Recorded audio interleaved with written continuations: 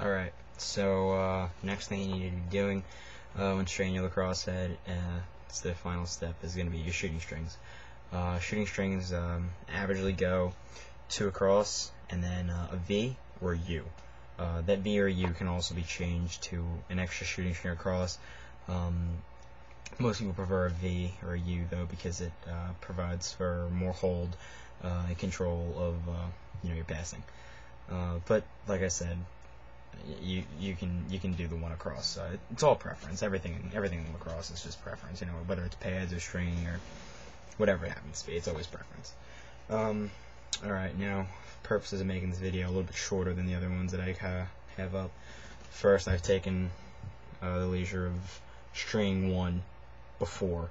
Alright, so just take a look here and notice that the way the shooting strings are strung is it's in a weaving pattern. Alright, so it's weaving. I'll try to explain it to you as best I can right now without making the video too lengthy. What you're going to do is in between the spaces, in between the space that is made between the sidewall string and the plastic of the head, that's where you're going to put your shooting string. Alright, now I'm using purple, not because I like purple, just because it'll be easier for you guys to see on the white mesh. Alright, so between the sidewall lace and the plastic of the head, even out your shooting strings so you don't have too much of a hassle doing it. And what you're going to do, alright, I'm going to show you from the back just because you should be able to see enough. We're going to skip one row between the first shooting string we did and go down to the row right below it, the next 10 diamond row, and put one of the shooting strings in from the back. You can start by putting it through the front too, but I just so happened to start it by doing it from the back. Alright, then we're going to do another one, the other side of the shooting string, and lace it, string it through the same hole. Now what we need to be doing is we need to start the weaving. Okay, so we're going to take the string that what I do is I take the string that I just strung, and I'm going to do that one more time, and go into the next hole across. Okay, now this is where people mess up, and this is where you get those really ugly shooting string jobs that everyone tries to do. Instead of putting it through the hole and pulling it, you need to be alternating. If you're holding it on its side like this, it's going to be the shooting strings need to be going to the left and to the right of each other every single time. If you're holding it like this, it would be up and down. Okay, so they need to weave like this.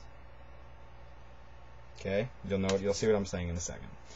I'm going to put the shooting string in from the back, okay, and I'm going to push it over to my right. I'm going to take the other one, and when I put it through, I'm going to push it over to my left, okay? And notice how the string starts weaving, okay? Now that's really all there is to it. In terms of tightness, that's going to affect your shot and the way your stick throws a lot. It's always loosest to tightest. Now, like I said, it's preference. If you want to, you can fool around and do whatever you want. But the way that the majority of the people who string lacrosse heads are going to string the shooting strings, and even if you've never done it before, you'll come to realize that it'll save you a lot of trouble if you just go loosest to tightest. Loosest at the bottom, starting with the V, tightest at the top. Now, I'm not going to finish this shooting string only because I've already completed one, so there's no reason for you to have to sit here and watch me do another one. We're going to do the same exact thing like we did before. Stick the shooting string, our third shooting string, through the sidewall hole between the sidewall of the plastic and the lace. And what we're going to do is we're going to make our V. Okay, now we're going to be stringing in the same exact manner, only it's going to form a V. Okay? Now, what we're going to be doing is, like I said, just maintaining the whole, left to right, or above and below, as we were doing before.